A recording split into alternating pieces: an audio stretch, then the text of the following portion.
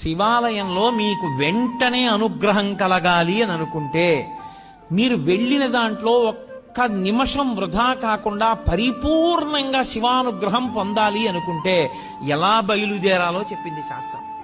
త్రిపుండ్రములను ధరించి బొట్టు పెట్టుకుని పంచ కట్టుకుని ఉత్తరీయాన్ని తీసి నడుముకి బిగించుకుని మీద ఉత్తరీయం వేసుకోకుండా శివాలయం బయటే చెప్పులు విడిచిపెట్టి కాళ్ళు కడుక్కుని కుడికాలు ముందు పెట్టి లోపలికి వెళ్ళి మొట్టమొదట రాజగోపురాన్ని చూసి తర్వాత శివాలయ గోపురాన్ని చూసి అప్పుడు మీరు శివాలయం దగ్గరికి వెళ్ళి నంది దగ్గర మాత్రమే మీరు ప్రదక్షిణాన్ని ప్రారంభం చేయవలసి ఉంటుంది.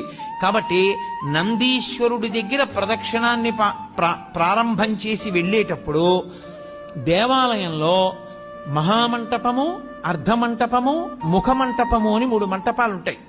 ఈ 3 మంటపాలు దేనికి గుర్తు అంటే స్థూల సూక్ష్మ కారణ శరీరములకు గుర్తు. ఈ 3 శరీరములను నేను అధిగమించేటటువంటి అదృష్టం నాకు కలగాలని కోరుకోవడం ముఖమంటపాన్ని, మహామంటపాన్ని, అర్ధమంటపాన్ని, ముఖమంటపాన్ని దాటాలి. దాటేటప్పుడు శివాలయానికి ప్రదక్షిణం చేస్తే ఒక్క మారు చేస్తే చాలు, 3 మార్లు చేస్తే విశేషం.